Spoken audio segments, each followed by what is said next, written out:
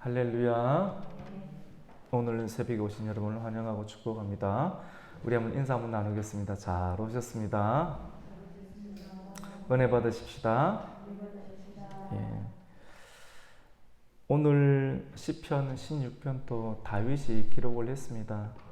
다윗이 기록을 했는데 오늘 16편을 통해서 우리에게 주시는 하나님의 메시지는 성도는 기쁨이 있어야 한다고 하는 것입니다. 성도는 기쁨이 있고 마음 가운데는 평강이 있어야 합니다.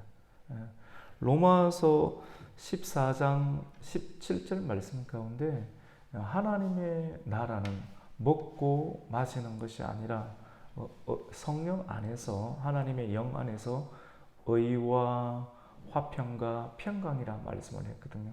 굉장히 중요한 의미인 것 같아요. 오늘 시편 16편은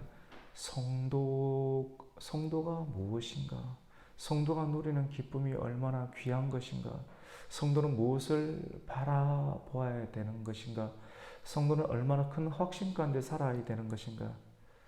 하나님의 나라를 성도는 또 얻게 된다. 이것이 기업인데, 나의 영원하신 기업인데, 하나님의 나라를 소유한 백성은 먹고 마시는 것.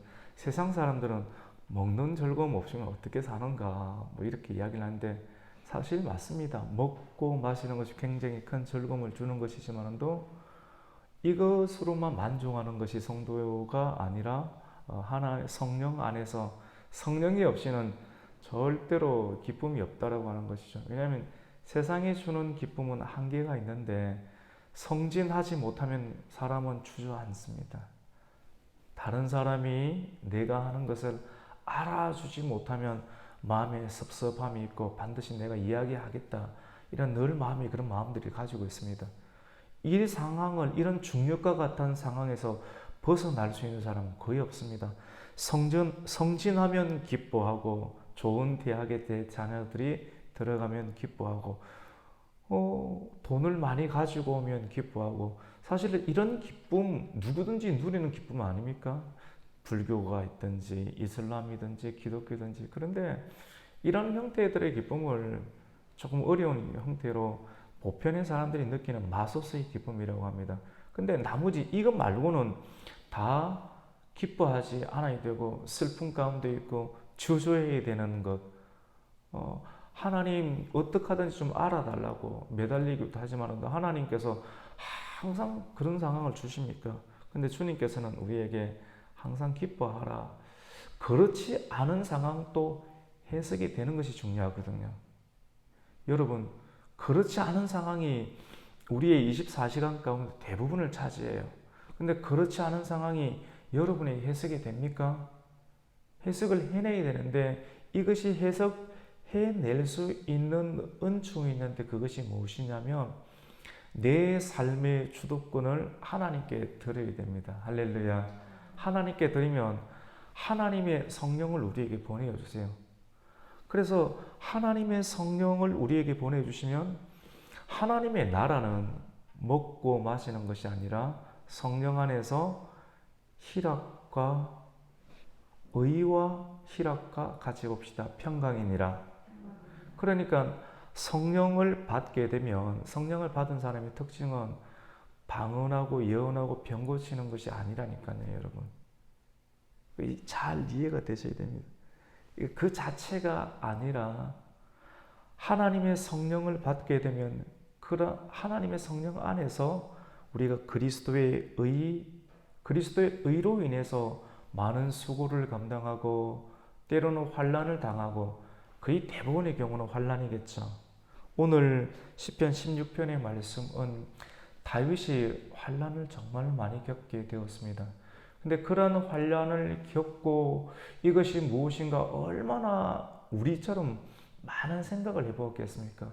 여러분이 고통을 경험하게 될 때 생각하잖아요. 고통은 대부분 사람과의 관계 가운데 있는데 왜 그럴까? 저 사람이 나에게 왜 이럴까? 또는 이 상황이 왜 이렇게 만들어질까? 밤을 새도록 고민을 하고 밤을 새도록 고민했던 그런 일들을 일주일, 2주, 한 달씩 우리 대부분 해봤지 않습니까? 해결책이 나옵니까? 안 나오지 않습니까? 성령 안에서 우리가 기도를 하게 되면 하나님께서는 이런 상황도 우리에게는 기쁨으로 바꾸어 주시는 긴 하나님의 공간들을 우리가 지나가게 되는데, 다윗은 환난을 통하여서 성령 안에서 참된 기쁨을 누리는 그런 비결을 많은 묵상과 이슬이 맞는 그런 시간들을 나날을 보면서 깨닫게 되는데, 그것이 어떤 것인가? 주님께 피하는 것이, 주님께 들어가는 것이 참된 복이구나 하는 것을 발견하게 됩니다. 이성적으로 다윗은 오늘 시편 말씀을 통하여서 하나님께 환난이 있을 때, 이해되지 않는 상황을 만나게 될 때 다윗이 굉장히 빠른 속도로 들어가는 형태들을 성경 오늘 말씀은 고백하게 되는데, 그것이 신앙인데요. 같이 봅시다. 신앙 고백. 이 신앙을 고백하는 것인데, 내 신앙을 고백하는 거예요. 환난이 있고 어려움이 있을 때 나의 신앙을 고백하는 건데, 오늘 말씀 가운데서도 가장 먼저 하나님의 이름을 부르고, 하나님의 이름을 부름과 함께 전능하사 천지를 만드신 하나님 아버지를 내가 믿사오며, 사도들이 신앙을 고백했던 그 형태와 같이 하나님은 전능하신 하나님을 고백을 하게 되고, 그 고백의 신앙이 쭉 나와요. 고백의 신앙이 나오고, 고백의 신앙 가운데 가장 마지막 절정은 무엇인가 하면 부활의 신앙으로 종결 짓는 상황들을 오늘 말씀 가운데 기록하고 있습니다. 사람이 하나님의 나라를 소유하고 의와 또 희락과 평강을 유지하기 위해서는 고백의 신앙으로 시작하여서 또 부활의 신앙으로 마감을 하게 될 때, 내 영혼을 고통 주는 사람들에 대한 생각과 이해되지 아니하는 상황들에 대한 혼돈함이 해결되는 것을 보게 됩니다. 오늘 말씀을 한번 볼까요? 우리 고백의 신앙을 한번 보겠습니다. 16편 1절 2절 한번 보겠습니다. 시작. 하나님이여 나를 지켜 주소서. 내가 주께 피하나이다. 2절입니다. 내가 여호와께 아뢰되 주는 나의 주님이시오니 주밖에는 나의 복이 없다 하였나이다. 내가 믿고 있는 신앙에 대해서 고백을 하세요. 지금 다윗의 상황이 이런 고백을 해야지만이 버틸 수 있을 만큼의 혼돈과 환난 상황이 자기 눈앞에 펼쳐져 있는데, 그 상황 속에서 1절과 말씀과 같이 하나님이여 나를 지켜주소서. 내가 주님께 피합니다. 여러분, 환난이 있을 때 당장 눈에 보이는 상황들을 붙잡고 싶은 욕망이 너무나도 강렬한데, 눈에 잡히는 것을 붙잡고 눈에 붙잡히는 것을 얻어야지만 이것을 이길 것 같은데, 신앙이란 그것이 아니라 눈에 보이지 않는 하나님께 피하는 것이고, 눈에 보이지 않는 하나님께 믿음으로 고백할 때 눈앞에 있는 철벽과 같은 상황을 해결받을 수 있게 됨을 말씀을 하고 있습니다. 3절 말씀 가운데 보면 우선은 맨 끝에 10절 11절 한번 볼까요? 10절 11절 같이 한번 읽습니다. 시작. 이는 주께서 내 영혼을 소홀히 버리지 아니하시며 주의 거룩한 자를 멸망시키지 않으실 것입니다. 10절만 보면요, 주님께서 내 영혼을 소홀히 버리지 아니하신다. 삶이 지옥 같다라고 하는 거예요. 너무너무 삶이 고통스러워서 소홀이란 말이 지옥이란 말이잖아요. 그래서 요나도 소홀이란 말을 썼지 않습니까? 물고기 뱃속에, 소홀 속에 들어가 너무 갇혀 있는데, 근데 주님께서는 주님께 피하는 자들 가운데 영혼을 소홀히 버리지 아니하시며 지옥 가운데 모든 사람이 죄를 범하였음에 하나님의 영광에 이르지 아니하였다라고 했는데, 그 죄로 인해서 멸망받을 수밖에 없는 죄인들을 위해서 우리 예수님께서 이 땅 가운데 오신 줄로 믿습니다. 그 예수님을 믿고 그 여호와 하나님의 인도하심을 믿는 거예요. 그 믿음이 있는 사람은 어려울 때 하나님을 찾게 되고 결국 멸망시키지 아니하실 것입니다라는 것은 죽어도 살게 된다라고 하는 그 부활의 신앙을 고백하게 됩니다. 예수님께서 다윗의 시대보다 천년 전인데 천년 전에 환란 속에서 깊은 고뇌가 있게 될 때 하나님은 다윗에게 성령을 보내주시고 이미 성령의 기름 부음을 받게 되었어요. 성령의 기름 부음을 받게 된 이후에 너는 이 땅에서 왕이 될 것이다. 하나님께서 나를 왕으로 사용해 주실 수 있는 하나님의 영적인 기름 부으심을 사무엘을 통해서 주시고 그 기름 부으심이 받고 난 이후에 이해되지 않는 일이 일어나요. 사울에게 쫓기고 순종했는데 미워하고 영적인 큰 은혜를 받게 되면 그 다음부터는 상상할 수 없는 고통들이 뒤따르는데 이거 예수를 믿어야 되나? 내가 받은 기름 부음이 뭔가가 문제가 있는가? 내게 기름을 부어줬던 선지자가 이상이 있는가? 별 이상한 고민들이 많이 있게 되지만 끊임없이 쫓기고 그럼에도 하나님께 붙잡히고 기도하는 나날들을 보내면서 다윗은 하루하루를 보내게 되었습니다. 다윗은 이렇게 고백을 하는 거예요. 5절 말씀 가운데 보면 여호와는 나의 산업과 나의 잔의 소독이시니 나의 분깃을 지키시나이다. 좀 어렵죠. 하나님이 나의 산업이 되신다. 또 나의 소독이 되신다. 또 나의 분깃이 되신다라고 말하고 있고 좀 어려운데요. 그래도 읽어볼까요? 6절 말씀 한번 읽어봅니다. 시작. 내게 줄로 재워준 구역은 아름다운 곳에 있으며 나의 기업이 실로 좀 어려운 것 같지만 그냥 시니까요. 그 사람이 고뇌된 어려운 시나 아니면 화가가 표현하는 그림들 여러분 보고 바로 삼킬 수 있나요? 삼켜서 그냥 보시면 됩니다. 사과 큰 수박 한 덩어리 여러분 다 한꺼번에 삼킬 수 있나요? 집에 갖고 와서 쪼개갖고 먹으세요. 그냥 쪼개서 먹으시고 냉장고 못 먹으면 넣어놓고 또 쪼개서 밥 먹고 난 다음에 먹으시면 됩니다. 한꺼번에 하나님의 말씀 압축되어 있는 그 사람이 수십 년 동안 환란 가운데 압축돼서 고통당하면서 묵상하면서 토해내온 내용들 우리가 그냥 가져가는데 눈으로 가져가기도 하고 다 못 가져가요. 근데 오늘 이 말씀은 다윗이 하나님을 고백을 하고 고백한 이유 가운데 나타나는 것이 어떤 것이냐면 하나님이 나의 삶의 공간이 되신다는 겁니다. 이 말 좀 어렵지 않습니까? 하나님이 나의 삶의 공간이 된다. 그러니까 여호와는 나의 기업이 되시고 산업이 되시고 또 근간이 되시고 분깃이 되신다.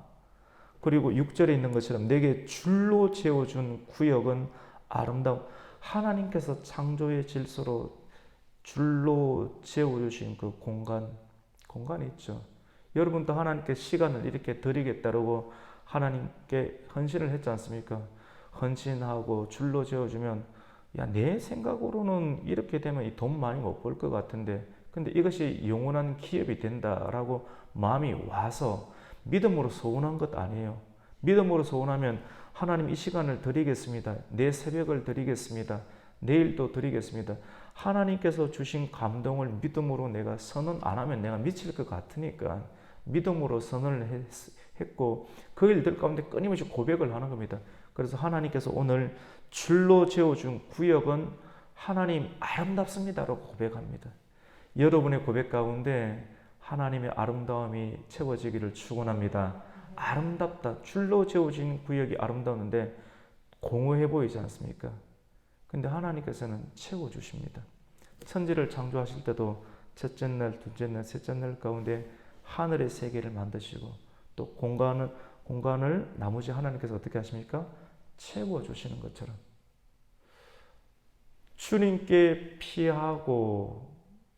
피해서 여호와 하나님만이 나의 복이시다라고 고백을 하는 사람은 궁극적으로 그 고백이 계속 이어져야 되거든요. 그 정도 고백으로 멈추면 사람이 툭 들어와요. 당신의 소망이 무엇인가?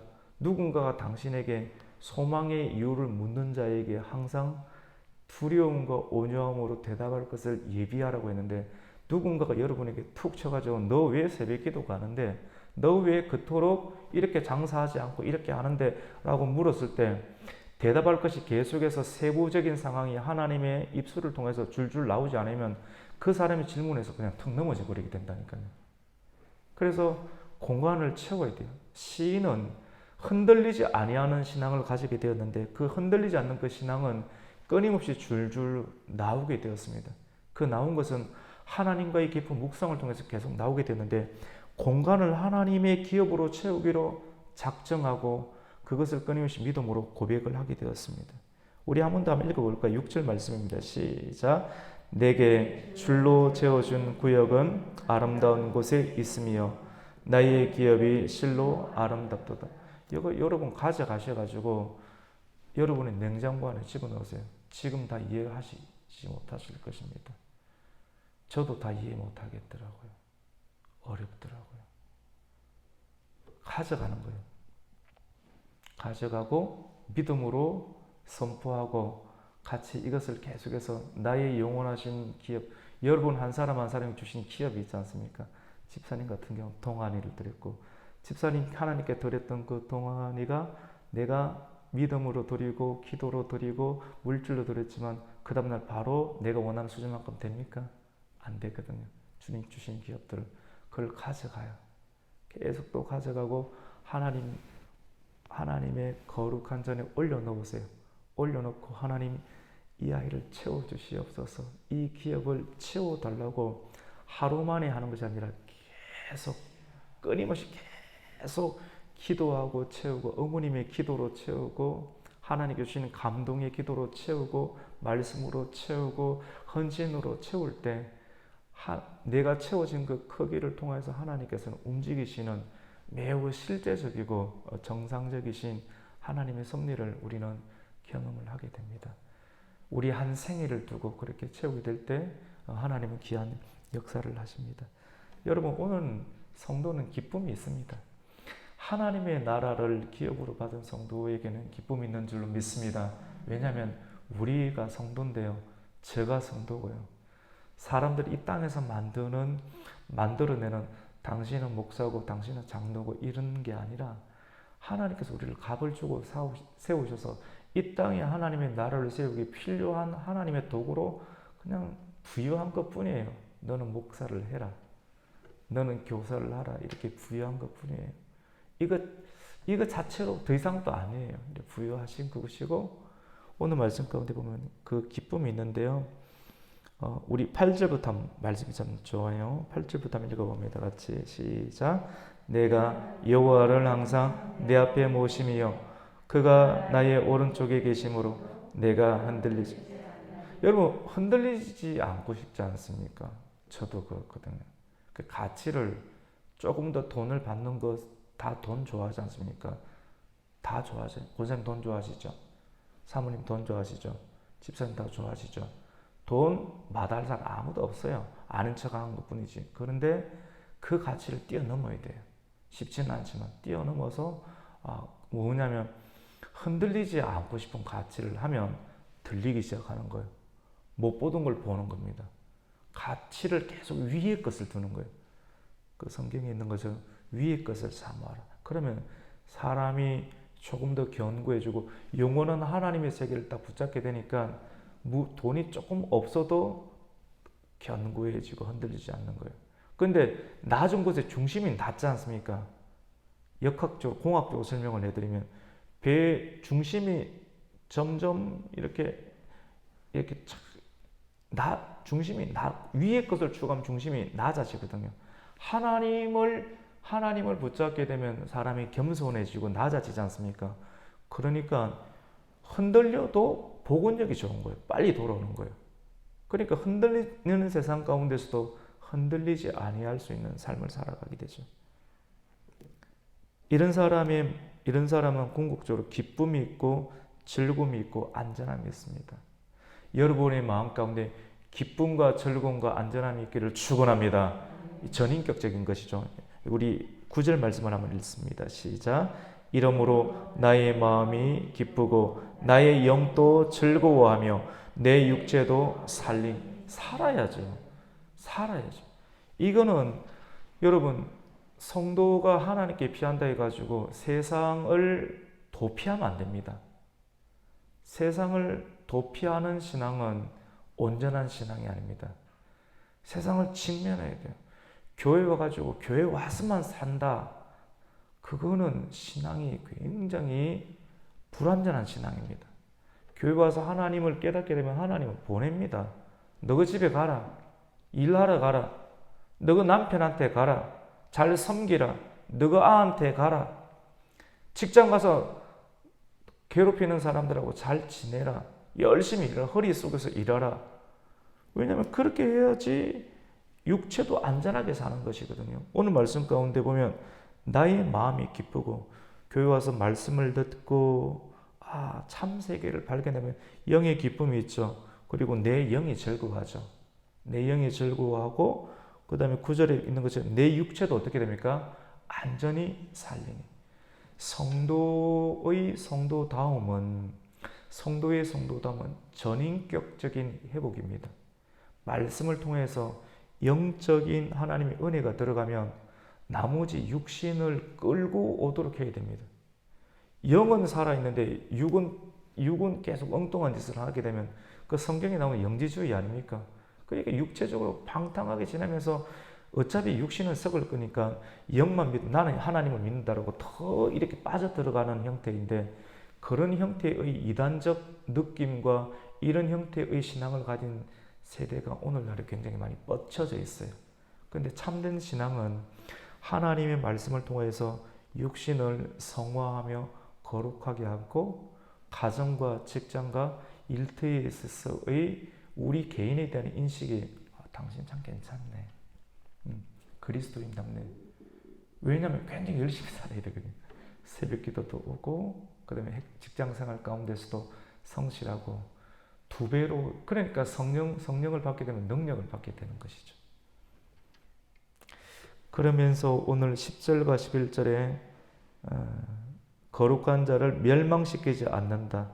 죽어도 부활시켜 주시는 그런 예수 그리스도의 신앙을 다윗은 깊은 묵상 가운데 깨닫게 되고 그러니까 고백의 신앙 중간에 임마누엘의 신앙 하나님 나와 함께 하신다. 세 번째로는 같이 보시다. 부활의 신앙. 그래서 성도는 세 가지 신앙으로 살아야 됩니다. 힘들고 어려울 때 가장 먼저 하나님께 고백하세요. 고백하시고 그 다음에 임마누엘의 신앙. 주님 나와 함께 하신다는 신앙으로 영을 무장하세요. 그리고 맨 마지막에는 같이 봅시다. 부활의 신앙. 종말과 부활의 신앙. 죽어도 그러니까 사람이 용기가 있죠. 계산하는 수준에서 타협하는 수준에서 진리는 타협하지 않고 차라리 고통을 받더라도 하나님을 지키겠습니다. 신앙을 지키겠습니다. 그 신앙이 남편을 살립니다. 그 신앙이 내 자녀를 살리게 됩니다.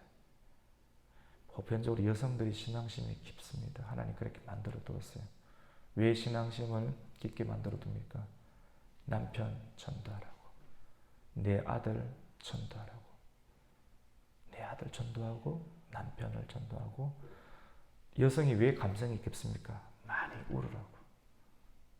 주님의 눈물을 쏟아내고 내 뺨을 적시게 될 때 그 흐르는 세월들이 많아질수록 하나님께서 우리의 눈물의 기도를 통하여서 우리의 가정을 온전하게 회복시켜 주시는 귀한 역사가 있게 될 줄로 믿습니다.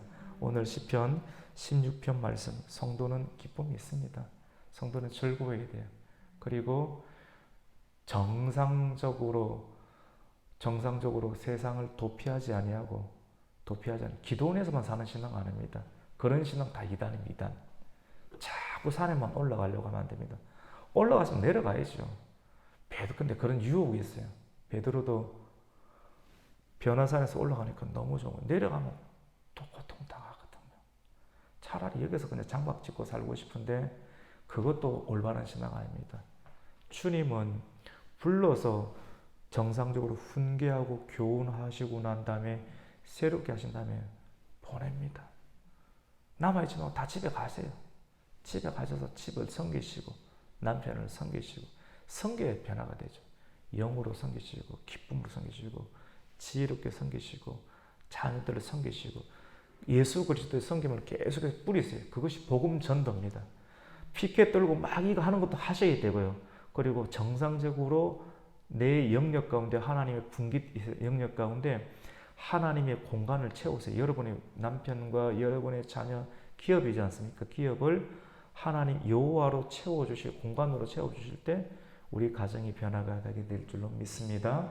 오늘 이 말씀을 통하여서 하나님, 성도들은 존귀한 자다, 내 안에 기쁨이 있다, 그리고 흔들릴 수 없는 존재라는 사실들을 기억을 하면서 다윗이 기도하였던 패턴들을 따라서 고백의 신앙과 임마누엘의 신앙과 또 부활의 신앙을 통하여서 환난을 이겨내며 영원히 흔들리지 아니하는 견고한 신앙으로 오늘도 내일도 믿음으로 쭉 나가시기를 예수님의 이름으로 축원합니다. 아멘.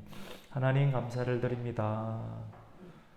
오늘 이 아침 깨워주셔서 주님 감사를 드립니다. 오늘 우리의 눈이, 우리의 마음을 열어 하나님의 천국의 말씀을 대할 수 있도록 은혜를 주시니 감사를 드립니다. 우리가 할 수 있는 것은 오직 감사와 기도밖에 없음을 고백합니다. 무엇으로 말하리이까? 저 사람이 나에게 해코지했습니다. 내가 아픕니다 라고 하는 어린아이 수준을 뛰어넘어서 하나님, 그리스도의 장성한 분량에 이르라는 말씀을 가지고 환난 속에서 우리를 핍박하고 어렵게 하는 모든 상황이 하나님의 선하심인데, 사실은 하나님, 이 선하심이 하나님의 사랑을 입은 자들에게는 내 눈에는 지금 선하게 안 보이지만 모든 것을 합력해서 선을 이루시는 하나님을 기대하고 믿음으로 고백하면서 진주와 같은 언어를 만들어내며 기도하며 축복할 때 삶이 변화되게 될 줄로 믿습니다. 우리에게 허락해 주신 분깃과 기업과 산업이 있습니다. 그 산업이 복되게 될 수 있도록 주님 역사하여 주시옵소서. 예수님의 이름으로 기도드립니다. 아멘.